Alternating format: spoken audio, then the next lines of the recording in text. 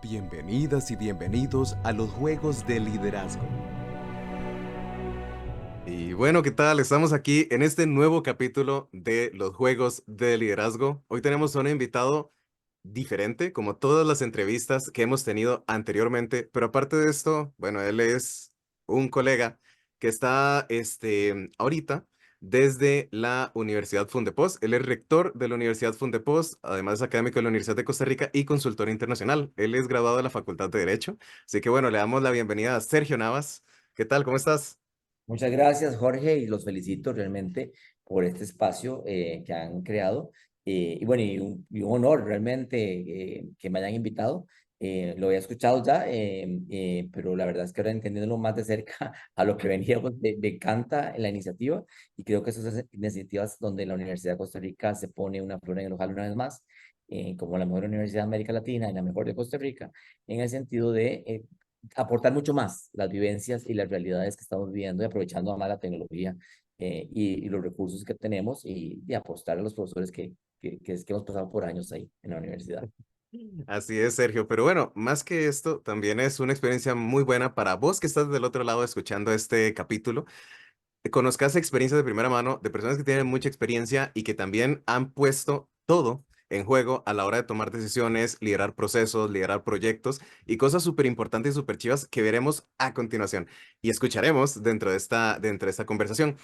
Y Sergio, bueno, tal vez me gustaría que comentes un poco acerca de tu vocación como tal por el ámbito académico. ¿Cómo nació esa parte? ¿Cómo fue que decidiste eso es lo que yo quiero o es parte de mi ámbito profesional? Muy interesante esa pregunta y bueno, voy a tratar de responder en corto lo que es proceso de más de 20 años. Cuando yo estaba de vicepresidente ejecutivo de la Cámara de Exportadores, casualmente tuve varios funcionarios egresados de la Facultad de Ciencias Económicas, bueno, de la carrera de aduanas y comercio exterior específicamente, en una carrera muy novedosa en aquel momento, estoy hablando de 25 años, hace ratillos ya. Y lo que tomábamos era pasantes, porque era una cámara pequeña, teníamos economistas, abogados y punto. Y lo que queríamos era ya gente específicamente en comercio exterior. Cuando yo inicié, en mis inicios me tocó la primera negociación del tratado, del primer tratado de libre comercio. México y luego Canadá. Y con Canadá ya la Cámara de Exportadores empezó a organizarse con todo el sector empresarial para tener una posición respecto a aranceles, respecto a la apertura de mercados, etc. Y lo mejor aquí era tener expertos. ¿Y los expertos dónde estaban? En AUCR. ¿Dónde? En aduanas y comercio exterior. Bueno, y casualmente ahí empezamos a reclutar gente, algunos pasantes, otros se quedaron funcionarios que duraron años con nosotros.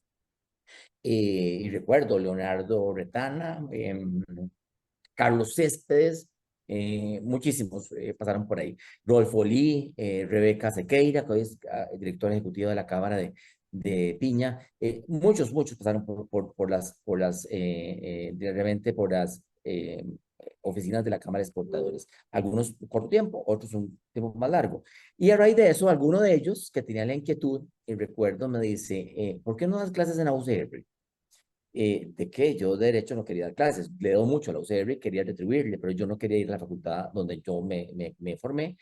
Y me dicen, no, que ocupamos personas como usted, que tiene esa versatilidad, que tiene una formación de abogado, pero que se ha formado en temas empresariales. Efectivamente, yo tengo 3 maestrías y a lo largo ya tengo cuarto.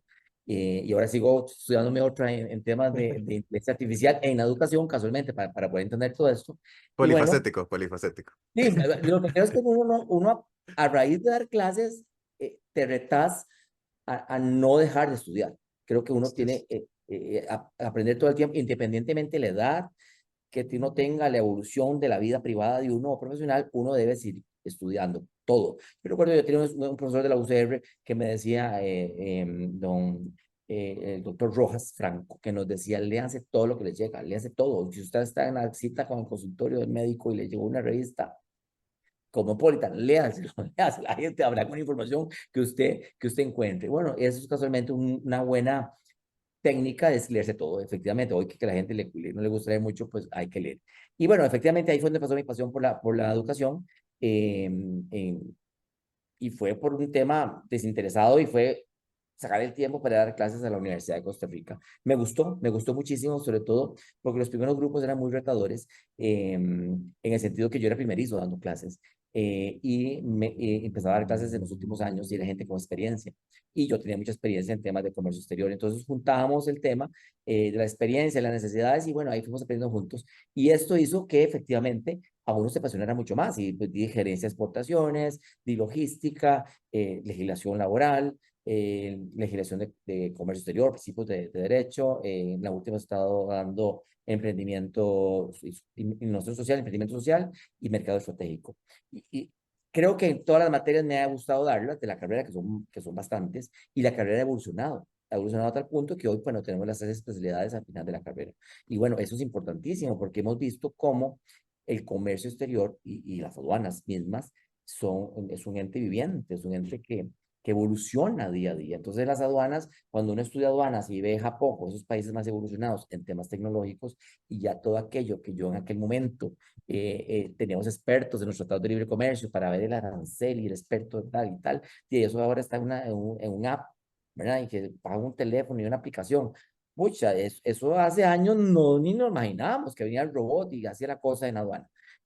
Hoy por hoy hemos visto que esas evoluciones siguen, pero se ocupan los expertos. Efectivamente, la carrera tiene un ámbito enorme y yo lo he aprendido así. Bueno, y por eso la Cámara de Exportadores en su momento llegó a ser la cámara más potente de Costa Rica. Era la que se le preguntaba todo.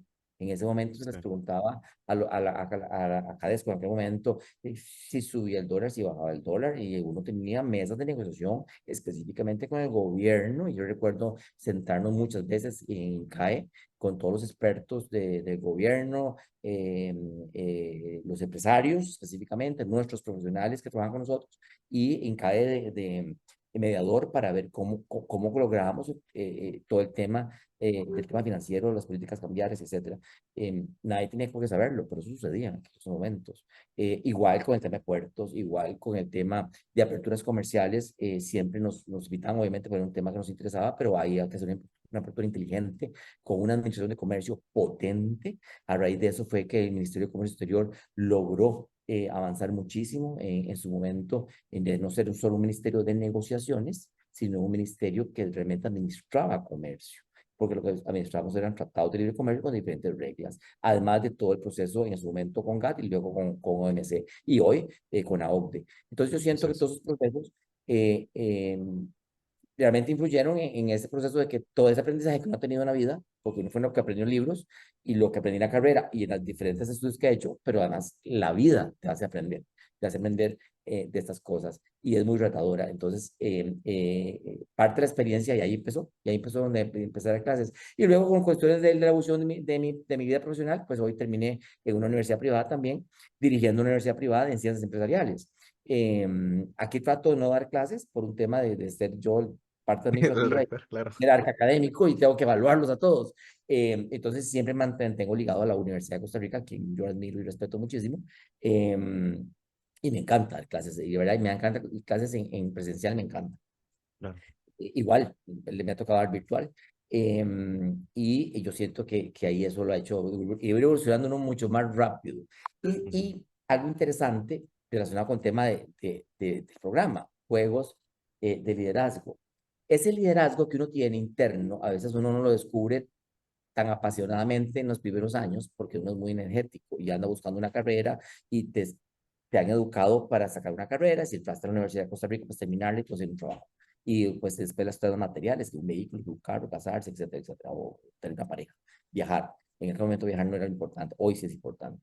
Y todo esto creo que va evolucionando con las diferentes multigeneraciones que hemos tenido ya después de la mía, esa mezcla de generaciones que tenemos, y efectivamente con el pasar de los años uno va entendiendo esos liderazgos, qué importantes son conocerse a uno mismo. Primero, para poder tener liderazgo es conocerse a uno mismo. Por eso mis destrezas, mis habilidades, mis competencias para la vida que yo tengo que fortalecer o que las tengo ya intrínsecas y cómo las pongo más las expuestas para casualmente ir avanzando y cuáles no son tan fuertes y cuáles puedo mejorar y cuáles no tengo de todo.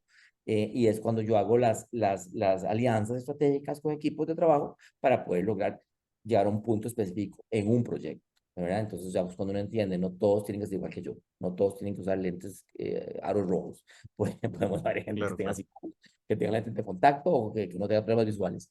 Y ese equipo de trabajo teniendo esa divergencia de personas, podemos llegar en un norte común con unas metas claras, objetivos claros, llegar a conseguir lo que queremos conseguir.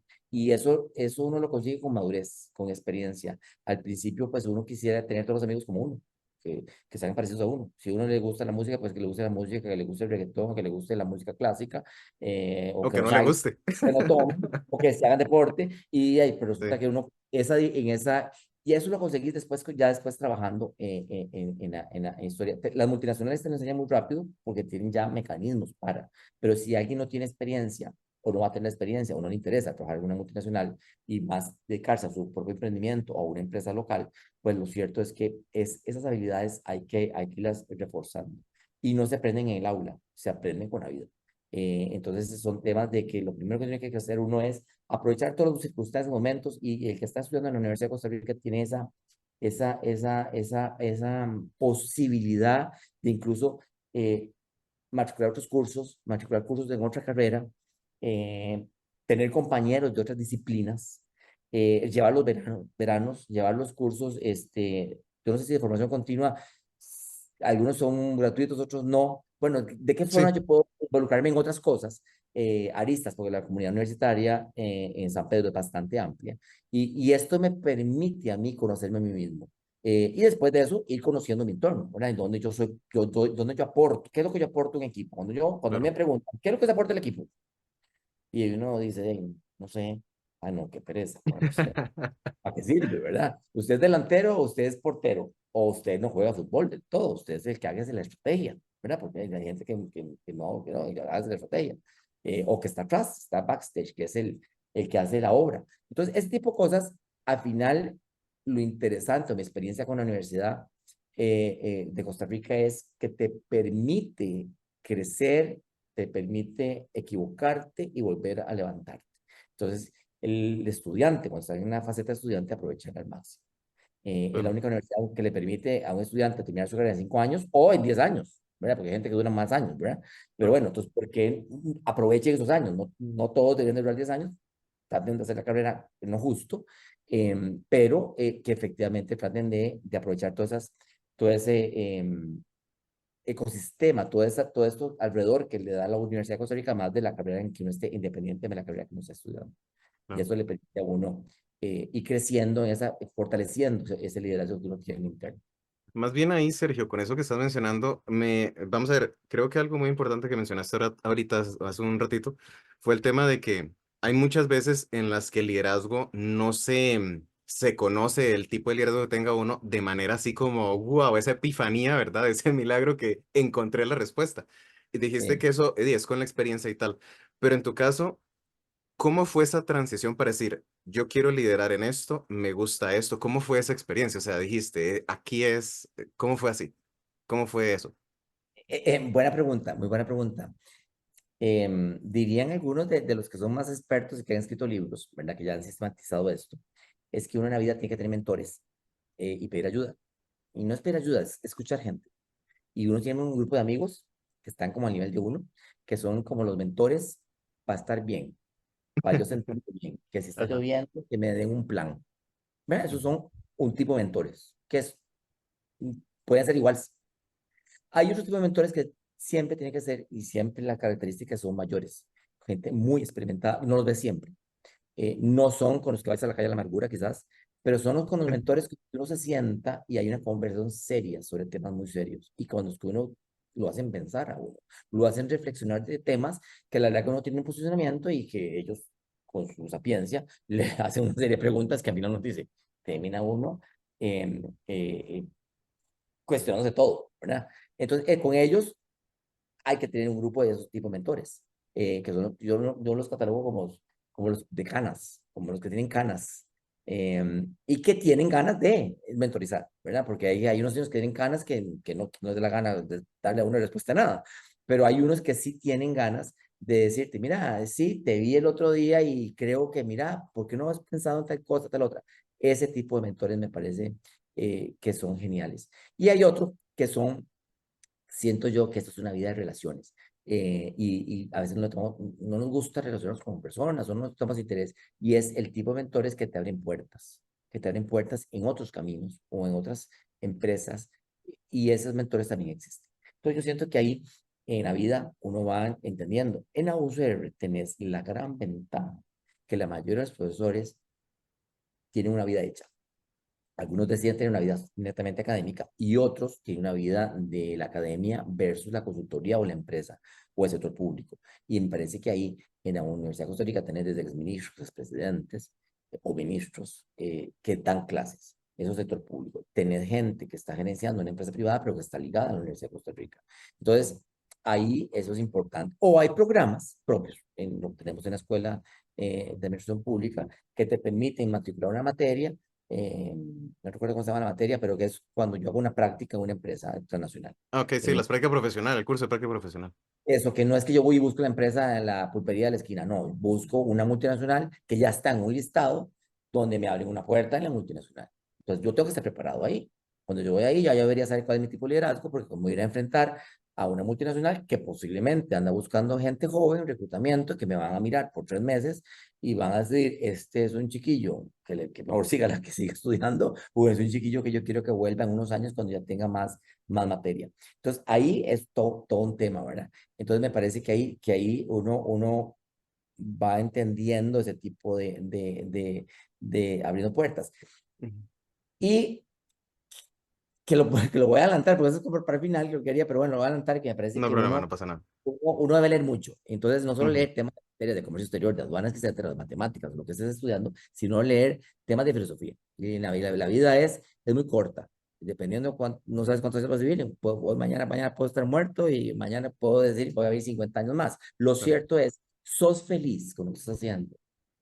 ¿Cómo hago para ser feliz? ¿Cuál es el momento de felicidad? Mi felicidad dura un segundo, es un calambre, o realmente es cuando yo siento que realmente le ha ayudado a alguien a que venía de Cotobruz o de Upala y resulta que era el mejor promedio y hoy por hoy está en China realizado porque no creyó nunca que podía a través de la Universidad de Costa Rica aplicar al convenio con China y hoy está en una ciudad china, Xi'an, no sé dónde que está, un estudiante mío. ¿Qué momento de felicidad tiene este tipo cuando me escribe en un WhatsApp o en un correo o en un Facebook? Me dice, ay, muchas gracias, ¿se acuerdan cuando estamos en aulas? Y usted me decía, créasela, estudia inglés, viaje y tal. Y el tipo ahora es gerente de una empresa allá en China. Entonces, ese tipo de cosas te causan una felicidad corta, ¿cierto? Pero te causa una satisfacción porque es una vida con propósito. Has generado una vida con propósito. La vida no todo es material. Realmente la vida es qué cambios o qué transformaciones has logrado en otras personas o en este mundo cuando vos te vayas, porque somos temporales, realmente. Algunos creemos en que hay una vida después de esta, otros tenemos la discusión que no hay vida después de esta, pero eso no es el tema de este trabajo, de programa. El tema es cómo yo logro tener esas satisfacciones y ese liderazgo. Entonces, cuando vos logras que tenés una vida con propósito, y eso es interesantísimo, no es que me voy a dedicar a hacer la Madre Teresa de Calcuta, ni me voy a meter a los padres salesianos descalzos, no, es que tenés que tener un norte en tu vida. Sí, sí. Independientemente si sos el mejor aduanero del país, o estás trabajando en la multinacional, o sos el mejor negociador de cómics, o sos el director de la aduana tal, no, está perfecto. Y tenés 3 maestrías, o una maestría, o no sacaste la maestría. Eh, ¿Qué estás haciendo? ¿Te sentís con una vida con propósito? Y ahí donde entonces es cuando vos ya sentís que ese liderazgo se te aflora mucho más, ¿verdad? Entonces logras compenetrarte con otros liderazgos. Pero eso es conforme va evolucionando uno con la vida. Y para eso hay que leer mucho. Para eso hay que leer Claro. mucho. Hay mucho que se puede leer. Este, de libros de autoliderazgo, de bibliotecas, etcétera, etcétera. En las bibliotecas nuestras hay muchos. Y ahora todo está digital además. Entonces, ahí yo siento que cuando hablamos de liderazgo y para emprender, además eso es lo bonito, porque para emprender tenés que creértela mucho. ¿Por qué? Porque para emprender uno tiene que aprender a que uno se cae y que uno se equivoca y que el emprendedor no tiene que tener miedo a equivocarse. Y hay que equivocarse muchas veces y de ahí es donde salen los mejores proyectos y las mejores alianzas. Y es donde yo creo que nadie se lo explica a uno en la universidad. Eso se lo aprendes en la universidad de la vida, digamos. Así Eh, es. y efectivamente es ahí donde uno va aprendiendo. Y es donde uno tiene que saber cosas del carácter de uno, ¿verdad? El tipo de liderazgo. A mí me gustan las cosas rápido. Me gustan las cosas que no sean lentas. me gusta que cuando tomo una decisión que se haga. Pero bueno, en el mundo no todo va tan rápido como uno quisiera. Entonces, bueno, ¿por Así qué es. no tener la paciencia, hacer las alianzas, esperarte, paciencia china, a que las cosas fluyan y provocar que fluya? Y no necesariamente que seas vos el que lo ejecutes, no puede ser un tercero y Claro. que viene después de vuelta y te lo aplican a vos y uno dice, "Ay, qué maravilla, me lo están explicando lo que yo quería que pasara, lo que yo propuse, pero no importa, al final es que se va a dar. Y esas son estrategias ya, estrategias para que se ejecuten las cosas. Y para eso tiene que estar uno tranquilo, tiene que estar uno como Con la en mente fría. con la mente fría, exactamente, con la mente fría. Uno tiene que tener pasión con lo que hace, uno sí tiene que tener mucha Sí, pasión claro. para que lo que hagas te salga mejor, pero cuando tomas la decisión, a veces te afecta. Claro. Todos somos seres, esa parte de afección de la familia, del clima, de qué sé yo, la situación Claro. económica. Hay muchas cosas que te afectan. Entonces, ¿cómo lograr tomar decisiones con la mente fría? Eso que acabas de decir vos, efectivamente, eso es fundamental. Claro, sí, no, hay más que todo, creo que, bueno, tal vez esta parte de a qué me refiero con la mente fría, que bueno, ya vos también lo explicas de tu manera, que queda súper claro, pero también lo mencionas porque una cosa es la emocionalidad, que sea lo que me motive también a hacer las cosas bien, pero que la mente fría se mantenga para que no me juegue en contra de la emocionalidad. Porque de ahí, si estás haciendo algo, estás haciendo algún proyecto o algo, pero es con solamente la motivación de que qué bonito, qué bueno lo que estás haciendo, si algo no sale tan bien o tal vez es un poco, un camino un poco largo así, una persona se puede desmotivar y la desmotivación te puede jugar en contra, que creo que eso es algo importante. Aquí tal vez yo, bueno, está muy, muy bien, digamos, como estamos estructurando esta parte, ¿verdad? De cómo se tiene que hacer introspección, cómo se tiene que encontrar el liderazgo, ¿verdad? Con mentorías, con autoconocimiento, leyendo, ¿verdad? Muchas formas. Pero tal vez ahorita también me gustaría que comentes con tu experiencia, ¿qué ha sido como ese proceso retador, tal vez en aduanas, en todo lo que tiene que ver con comercio exterior y aduanas, qué ha sido lo más retador que te has encontrado y cómo lo has abordado? Bueno, cuando fuera joven, cosas retadores, me acuerdo. Hay que estar, yo creo que hay que apuntarse a todo. Yo fui negociador del primer tratado de libre comercio con México. Wow, Y claro, yo era un chiquillo, ¿verdad? Estaba trabajando en su momento en comercio exterior, en SEMPRO en el momento, que era el Procomer anterior. Yo era parte del equipo negociador de doña Anabel González, que hoy es la vicepresidenta del BID. Y recuerdo que estábamos negociando tres temas que se agregaron al Tratado de Libre Comercio, que era el tema de servicios, el tema de inversiones y el tema de propiedad intelectual, que eran temas como muy novedosos en aquel momento. Y estábamos negociando con el grupo negociador de México. Y los negociadores mexicanos venían de negociar el Tratado de Libre Comercio con Estados Unidos. Entonces ellos venían ya, habían llegado a la luna y habían vuelto. Claro, estos negociadores mexicanos volvían a ver los ticos de para abajo, ¿verdad? Porque ese paisillo de allá del sur, vienen a hacer un tratado de libre comercio con nosotros. Y recuerdo que entre todas las cosas que aprendí, ¿verdad? Es que los temas jerárquicos de otros países, los temas de cambios culturales de otros países, la lectura, el cuerpo es chismoso, hay que leer a la persona, uno tiene que aprender a observar a la persona. Y recuerdo que había momentos en que entramos en etapas de negociación, de tiempos, ¿verdad? Entonces que uno pedía media hora o un día y pasamos a otro día de negociación, qué sé yo. Y recuerdo que a mí me mandaron me dicen a mí la parte tica, vaya y le dice al fulanito tal de la mesa, que era el jefe de la mesa, que era un mexicano de muy alto nivel. Él se había graduado de una universidad norteamericana, tenía maestrías, doctorados y era pariente incluso del presidente mexicano. eh, de que no empezábamos a tal hora que empezamos 2 horas después. Entonces entro a la sala y le digo, bueno, don Jorge, no te quedas vos, don Jorge, es que la delegación de Costa Rica, mi jefa, taca, taca, taca, me dice que por favor que empecemos la siguiente sesión a tal hora. Y el tipo no me contesta. Y le vuelvo a preguntar. Y el tipo no me contesta, ni me volvió a ver, pero es que ni me volvió a ver los ojos. Y yo, yo yo por dentro diciendo un montón de cosas, ¿verdad? Entonces al rato el señor, muy serio, le habla al de la par y el de la par le habla al de la par, que era como el de mi nivel, digamos. Entonces el tercero ese, yo oyendo todo en español, me dice a mí lo que dice el señor. Y yo, de ¿Qué pasó cómo, aquí? ¿Qué ¿qué está pasa pasando? aquí? Claro, yo no, yo no, y aprendí, ese día aprendí, ¿verdad? Que yo me dirigía a los de mi nivel, ¿verdad? Los de mi rango, era la cosa. En Costa Rica estamos muy acostumbrados a que y tenemos una oportunidad, en este país es una oportunidad de oro, que aquí uno le habla a todo el mundo. Así Si tengo es. el presidente de turno, independientemente si votaste por él o no, lo abrazaste, tomas una foto y listo. En esos países no pasa eso, es una segmentación y una diferencia jerárquica enorme y tal, ¿verdad? Y bueno, eso aprendí yo en esa negociación. Y fue súper retador, eso, súper tonto, pero súper retador. Y a partir de ahí, pierdas el respeto, que al final terminamos amiguísimos con toda la delegación mexicana, cuando terminamos el tratado de negociarlo, fue genial y todavía nos conversamos. Pero bueno, fue un aprendizaje totalmente absoluto. Otra anécdota que me pasó a mí, me voy de vacaciones, que nunca me iba de vacaciones cuando estaba en la Cámara de Exportadores, y bueno, estoy yo en la playa, llegué a la playa después de no sé cuántas horas de manejar, siempre ha habido presa en este país y estoy allá y resulta que teníamos problemas en la aduana.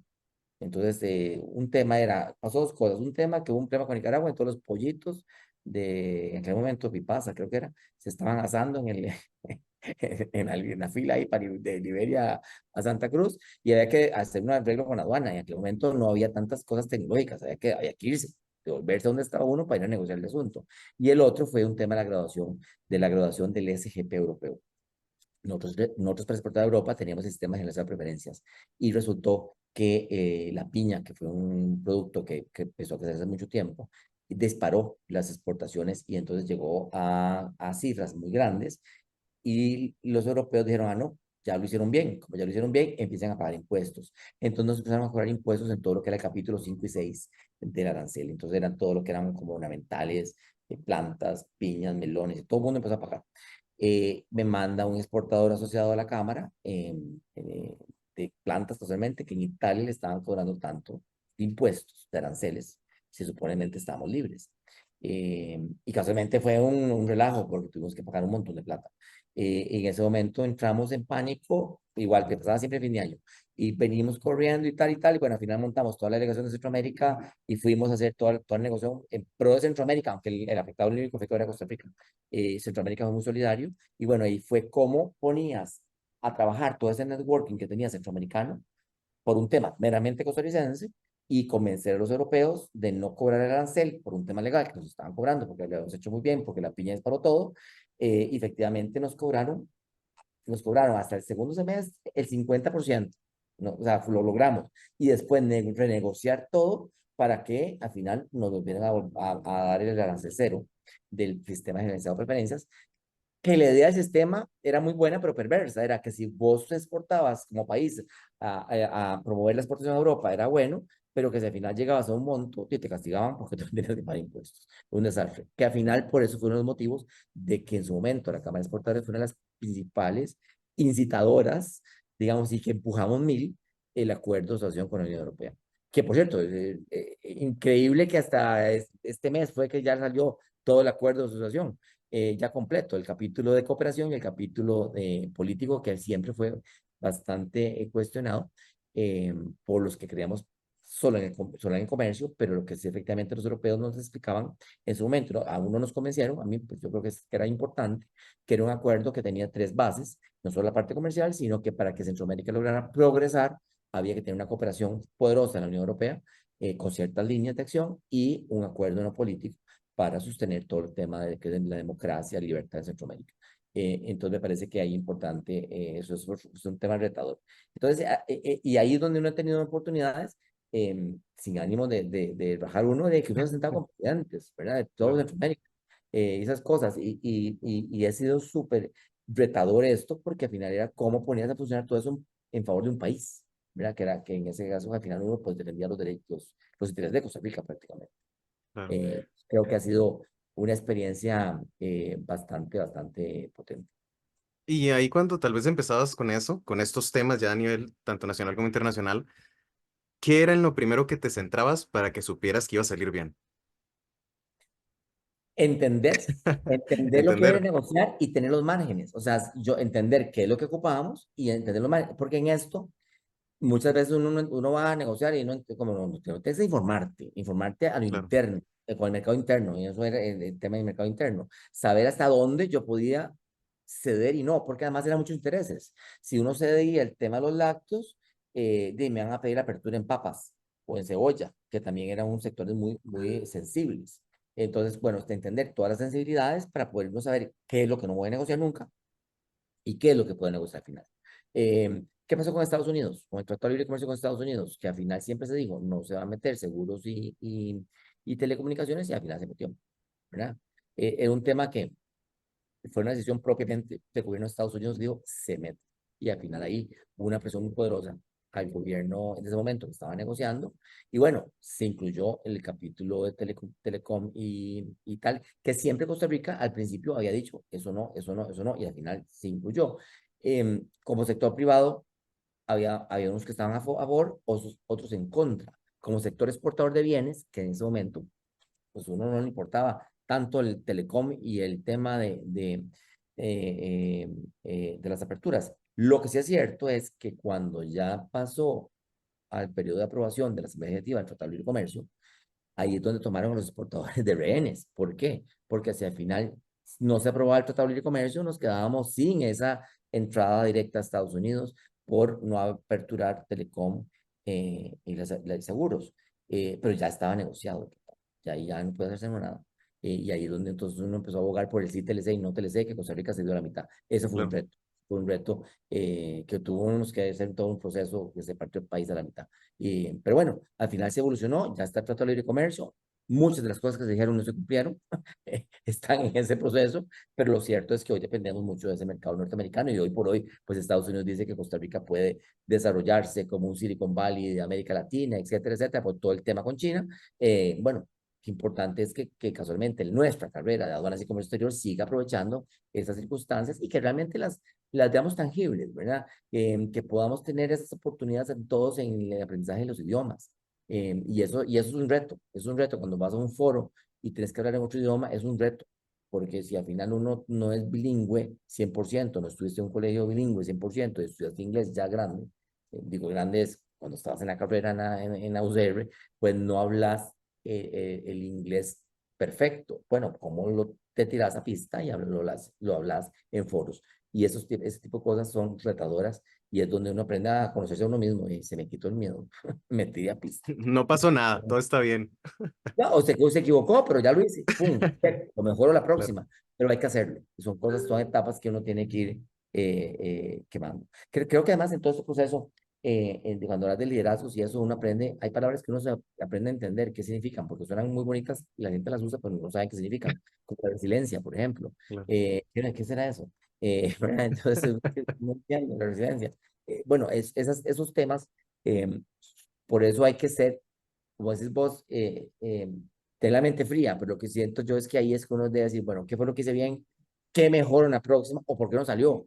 ¿Y cómo hago para que la próxima salga? O bueno, no salió, pero puedo ver esta otra parte positiva. Si le doy vuelta a la caja, la veo diferente. Entonces, no es que la voy a ver por dentro o por fuera, no es que la veo diferente si le doy vuelta. Y resulta que la caja yo no la estaba mirando así. Claro. Y yo siento que ahí es donde uno le permite con otra mirada tener otra dimensión de la dinámica o la problemática. Y Sergio, ¿ahí qué podrías decir con toda esa experiencia, estas súper anécdotas? Porque sí están muy, muy importantes, muy valiosos para vos, ¿verdad? Como profesional y como No persona. aburrir, no ¿Ah? aburrir. Pero no aburrir porque tengo muchas. No, no, no, pero lo menciono es por el tema. ¿Cómo has logrado fortalecer? Porque digamos, si una persona para liderar un proceso, un líder, un líder, para ser fuertes mentalmente, tienen que entrenar mucho a través de experiencias. Sí. Pero, ¿qué dirías vos que ha sido como la forma en la cual has fortalecido tus habilidades como líder?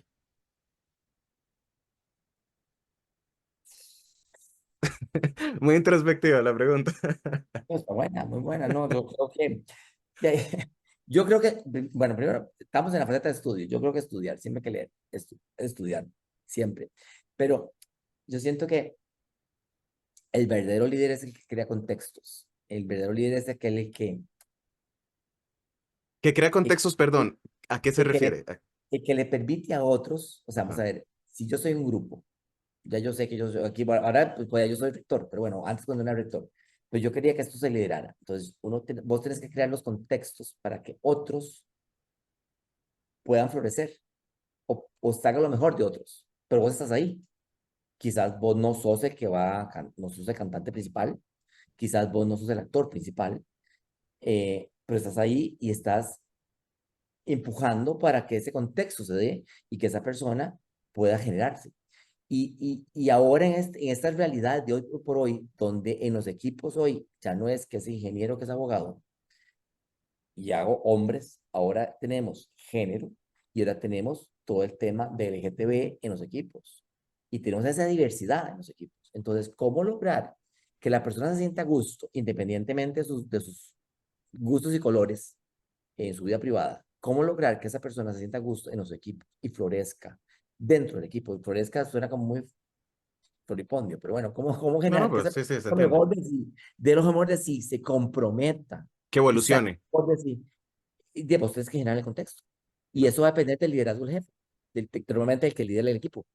Pero si tienes un equipo muy posesivo, un líder muy posesivo o muy a la antigua, digo yo, que es el que hace todo y yo sobre todo, de hecho, siempre me hago así y me espero a que la cosa pase para que el jefe se dé cuenta de lo que está haciendo aquel mal y cuando ya explotó, el jefe dirá qué pasa. Y normalmente esos equipos son complejos, la cultura organizacional es compleja. Lo que yo he aprendido en la vida es que lo más bonito es trabajar con equipos dinámicos donde todos van a su ritmo, pero el equipo va a un solo ritmo, porque al final todos entienden que todos son parte importante de ese componente. Y bueno, tiene que haber alguien que no necesariamente es el que se ve, pero que es el que crea ese contexto, que crea como el caldo de cultivo para que todo funcione.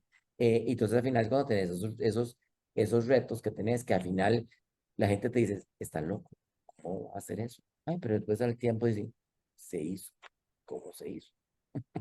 Porque Sí, al final lograste claro. entender que todo el equipo ahora, para que hace contexto, creo que hay herramientas poderosísimas. Conocer a su gente.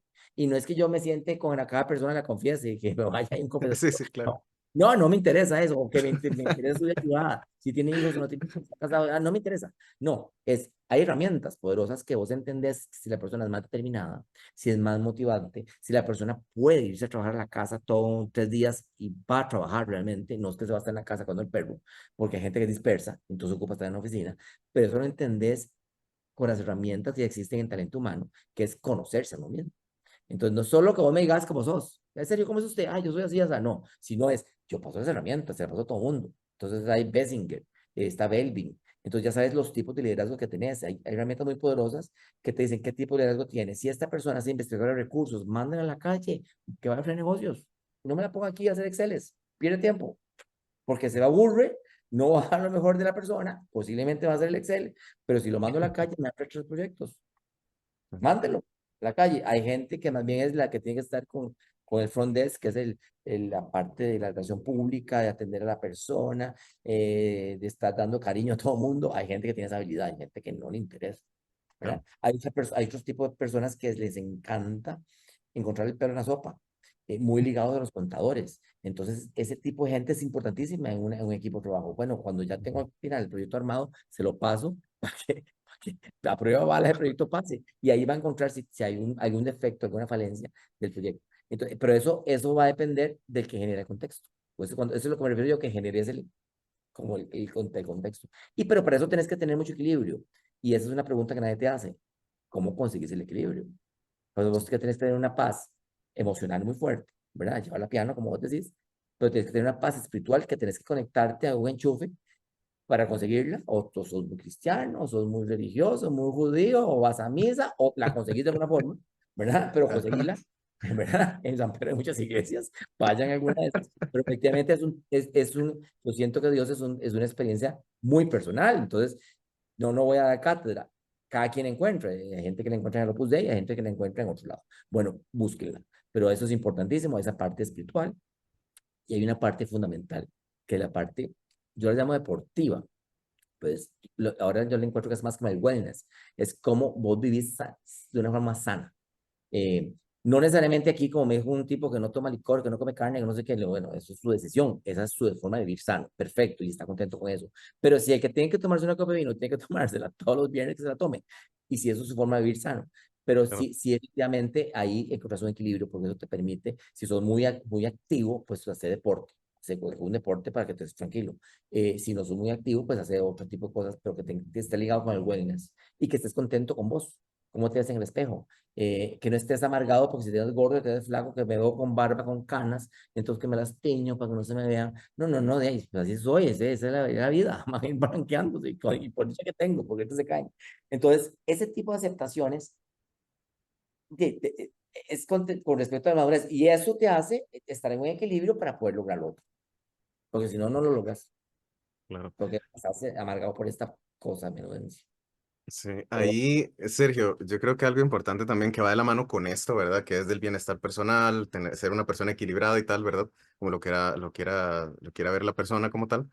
Pero algo importante, una vez escuché una frase que decía, es que a veces, eso, lo escuché, ¿verdad? Por aparte, pero fue que decían, es que a veces el liderazgo es un camino en el cual vos te das cuenta que es muy solitario.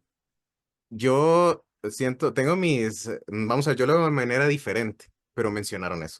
Vos como rector, obviamente estás en una posición de liderazgo bastante, diferente, en el sentido de que tenés que vos dar, las pautas de cómo se hace eso y tal, y guiar personas, guiar equipos de trabajo y tal. ¿Vos cómo ves esa frase? ¿Vos lo ves bien, lo ves mal? ¿Qué opinás? Si sentís que está esa división, o sea, de yo estoy acá, mis compañeros, sin devaluar, ¿verdad? No es un tema de evaluar, sino como ellos están de este lado y tal. ¿Cómo lo ves vos? vamos a ver, yo siento que los grandes desafíos que yo he tenido y los grandes logros han sido porque yo he tenido equipos de trabajo maravillosos. Entonces, que yo me atrevo a decir que mi liderazgo individual y solo me ha permitido llegar a donde estoy, falso, falso. Yo he tenido equipos y gente maravillosa alrededor mío.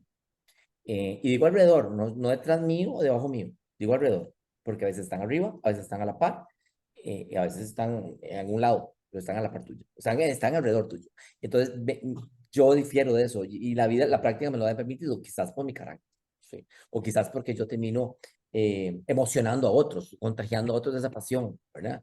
Eh, yo tengo aquí alguien que me dice, es que usted con esa locura me contagia, entonces al final termina haciendo por la ruta que uno dice no creyéndolo al principio, al final lo creen y al final están felices, porque se hizo. Claro, posiblemente cuando se dice que el liderazgo es muy solo, es quizás cuando la derrota, pues te dejan solo, sí, a la larga, sí, pues una afronta, y me equivoqué, pum, afronto, pero te levantas rápidamente. Yo tengo una habilidad absoluta de borrar lo malo de mi mente Qué y borrar bueno, qué bueno. la gente que hace cosas malas. Y lo aprendí porque tuve una experiencia muy complicada en mi vida, que mi esposa tuvo cáncer cuando tuvo 40 y pico de años y yo era un gran emprendedor y yo me volví a ser un gran motivador. Entonces era ver la parte positiva de la vida.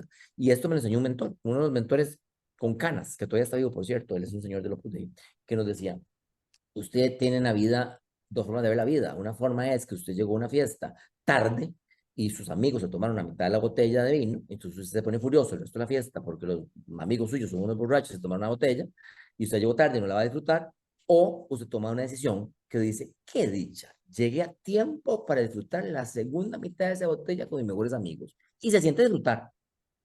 Entonces dice, es cierto, la vida es así.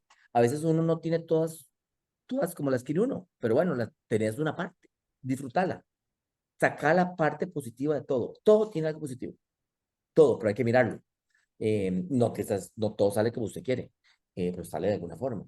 Y eso es una habilidad que se consigue y con la vida, se consigue. Y eso me lo decía, con la parte que decía al principio los mentores, y eso me ayuda muchísimo. A mí me ayudó muchísimo a ver las partes positivas y disfrutar mucho las etapas y de disfrutar mucho los pequeños logros o los pequeños, digamos, éxitos que uno tiene en un proyecto, porque a veces, muchas veces quiere el proyecto principal, pero a la larga no lo consigues el principal, pero conseguiste cortos que al final te pueden traer más réditos en el largo plazo, ¿verdad? Porque al final no los viste y al final más gente se casó en el tema llegaste a la mitad, pero y con todo ese montón de logros que tuviste en el medio, ¿para qué más? Agradecerle la vida más bien, que estás ahí disfrutando y viviéndolo. Claro. Ahí, bueno, no, me parece muy, muy válido como lo explicas. Como mencioné ahorita también, digamos, yo tengo mis, digamos, pienso diferente decir que es un camino muy solitario porque yo no lo veo de esa manera, lo veo diferente. Pero aparte de eso, eh, tal vez, Sergio, cuando estás liderando un proyecto y tal vez, tal vez estás afrontando alguna situación de otro tipo, sea personal o en otro ámbito, si es que te dedicas a nivel profesional y muchas áreas por aparte, ¿cómo lidias con eso? ¿Cómo decís, o sea, yo sé que estoy liderando este proyecto, está muy bien, pero tal vez tengo tal situación y esto afecta, porque obviamente todas las situaciones que estés afrontando en ese mismo momento te pueden afectar, sea positivo o negativamente. Sí, sí, sí, claro. ¿Cómo es Pasa. que, claro, y cómo es que ese... Y hay situaciones Ujú, que uno no maneja, digamos, una enfermedad de un ser querido. ¿Qué haces? Y claro, vos no la manejas, la ves sufriendo. ¿Qué haces? Eh, Son cosas como que tenés que poner como encapsular, ¿verdad? Yo siento que va ligado con lo que hablamos anteriormente, eh, que ese equilibrio tuyo es fundamental y por eso tiene que conocerse uno mismo, ¿verdad? Entonces yo pues hablaba de la parte espiritual, la claro, parte del wellness, de la parte de salud física y mental, por eso tenerla como eso, ese equilibrio para poder lograr, independientemente de la situación que se está afectando, para que no afecte el proyecto, ¿verdad? Si vos tenés que retirarte un tiempo, un toque, el tema, o irte esconder ahí a la playa, a la montaña, encerrarte en un cuarto y encontrar esa paz, búscala, búscala. Y el equipo va a entender. El equipo entenderá, ¿por qué? Porque venís con más energía, venís con nuevas ideas, venís remozando el tema. Que lo peor que puede hacer uno es que, volviendo a lo que vos hablabas, es tomar la decisión en caliente. Y caliente es porque aquí me tengo en el oído a alguien que me está jodiendo o algo que me está molestando, me está inquietando y yo tomando una decisión sobre un negocio estratégico o sobre un proyecto estratégico. Eso le afecta a uno y afecta la toma de decisión que vas a hacer. Y si vos sos el generador de contexto, sos el que lidera, no vas a generar un buen contexto, no vas a generar un buen caldo cultivo porque al final yo todo lo hago, todo lo digo, entonces al final se me va a salir algo contra alguno del equipo, entonces no lo voy a motivar a que haga lo que tiene que hacer, más bien lo voy a sentirlo sentir mal, entonces mejor calladito, mejor desaparezcas. Mira, yo, por ejemplo, ya aquí, la parte del equipo ya sabe dónde está. Pregunte, hagan esto, esto y esto y nos vemos tal día y por el proyecto. Pero, ¿por qué? Porque saben que a la larga no estoy en el mood, que dice uno sí, sí, ¿verdad? En otro idioma, para ver el tema. Pero bueno, y creo yo que bueno, tenemos un ejemplo clarísimo. Quien lidera el país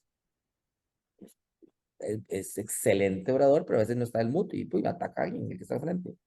Y no era que tenía que atacar, ¿verdad? Entonces resultó que tenés un excelente verbalizador y cómo haces para que casualmente dé el mensaje correcto sin agredir posiblemente a un aliado, ¿verdad? Entonces, esas cosas le pasan a cualquiera que tenga liderazgo, a cualquiera que tenga liderazgo, con mucha energía le puede pasar. Y yo, a veces yo digo, mira, pasa lo que pasa a mí, vale que, pero vale que uno puede es como esconderse. Entonces, o no, o quedarte calladito, mejor, ¿verdad? Decir, claro. no, no, no hablar otra mosca. Pero sí es cierto, eso pasa. La vida no es color de rosas. Siempre hay retos, siempre hay situaciones. Igual cuando vos tenés un proyecto programado, o un reto, un desafío que tienes en la empresa o en tu emprendimiento, pasan cosas, siempre pasan cosas externas, ¿verdad? O cosas del equipo, que alguien no resultó como uno creía que iba a ser, o el plan resultó como, bueno, ¿cuál es el plan? ¿Cuál es el plan B? ¿Verdad? Y eso hay que tenerlo siempre presente. Pero siempre sin olvidarse de quién es uno, ¿verdad? Porque al final este proceso es muy corto y hay que aprender cómo a disfrutarlo, digamos. Claro. Pero, Sí, no. Sergio, una frase que vos quieras compartirle a la persona que está al otro lado escuchando este capítulo, que digas, esa frase tiene que conocerla, me la han dicho, yo la descubrí, soy yo el autor de esa frase. bueno, a mí hay frases que me han encantado y están en vasco.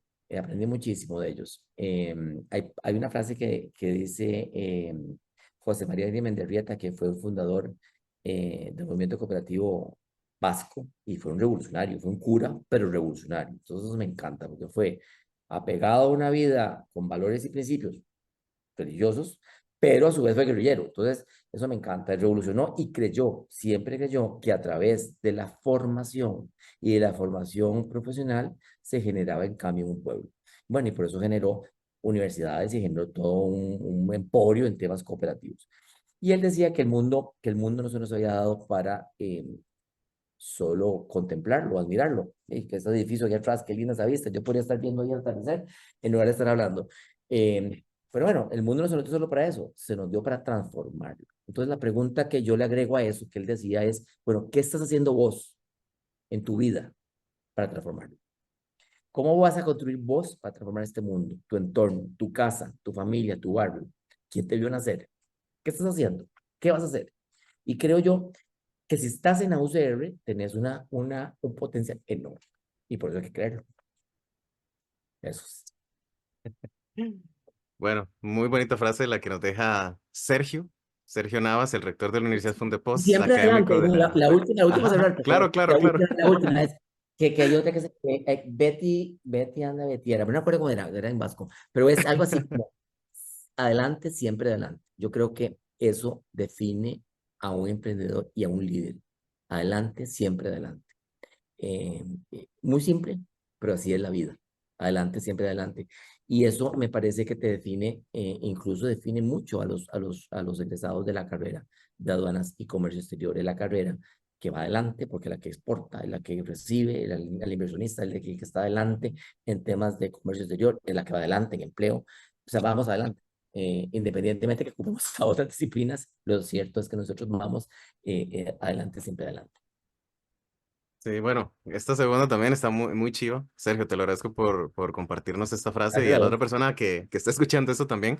Yo creo que, No, bueno, gracias a esta... todos por la paciencia, muchas gracias. Y cuando quieran, yo me encanta.